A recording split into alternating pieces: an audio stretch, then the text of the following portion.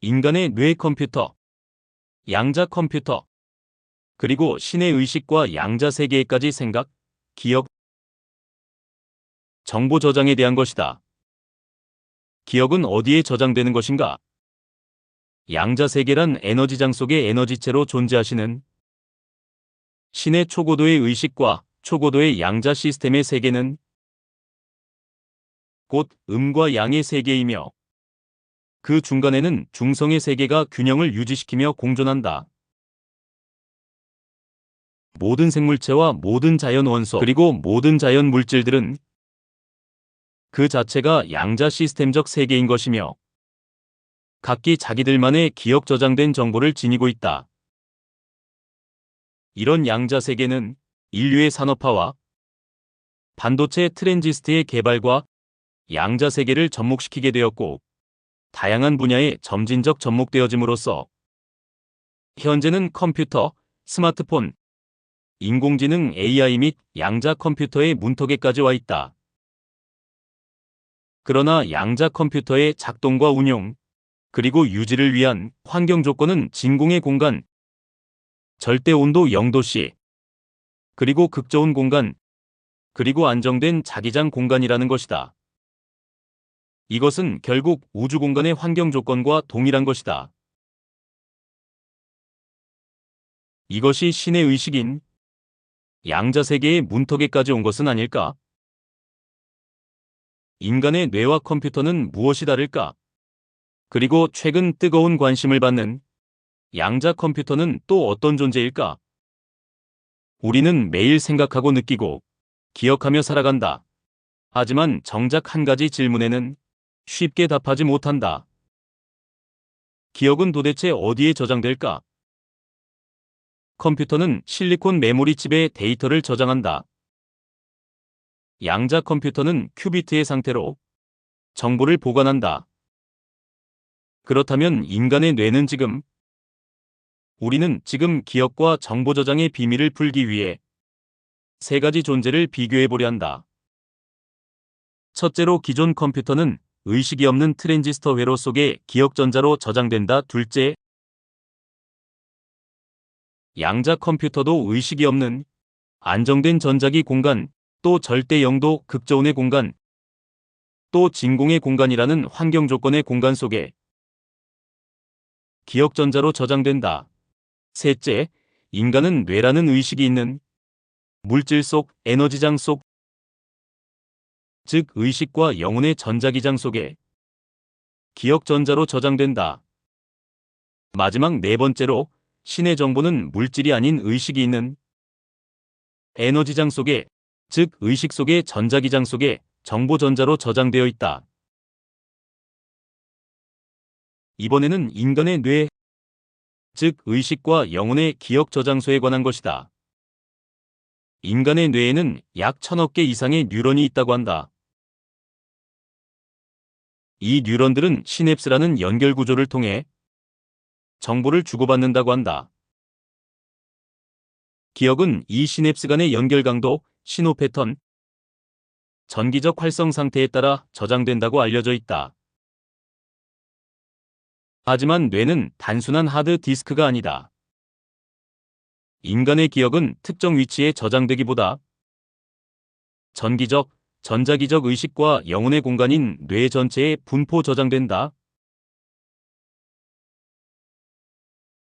그리고 가장 큰 특징은 병렬적 사고, 즉 여러 정보를 동시에 유연하게 처리할 수 있다는 점이다. 그리고 감정, 직관, 연상, 기억 같은 컴퓨터로는 구현하기 어려운 복합적 판단이 가능하다.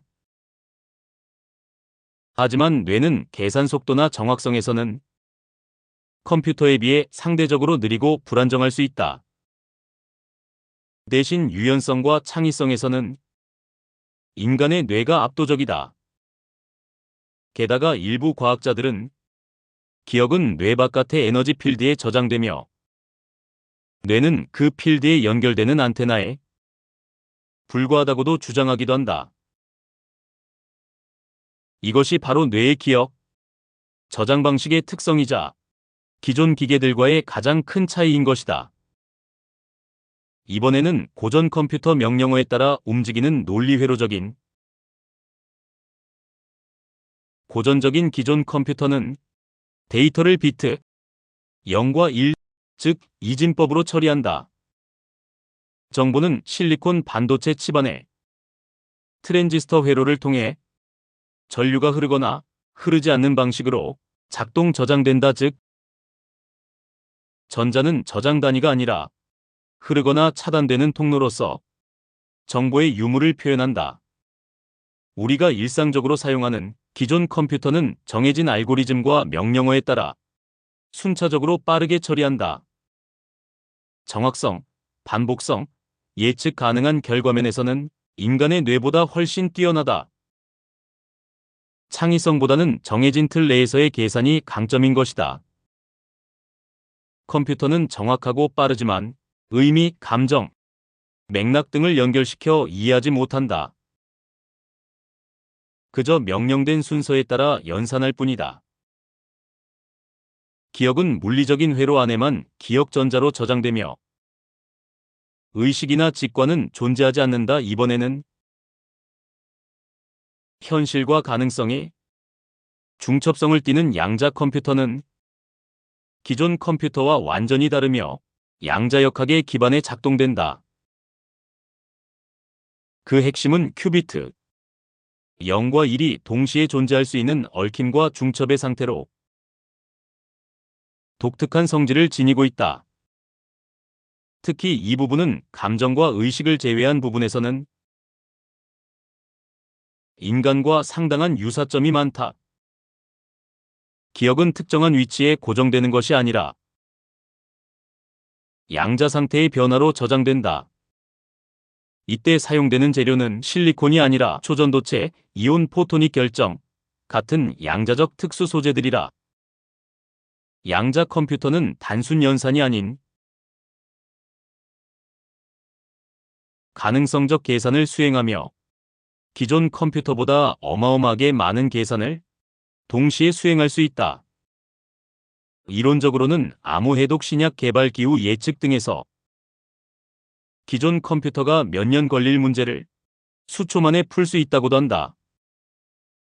하지만 인간과 같은 감정이나 직관은 없다. 즉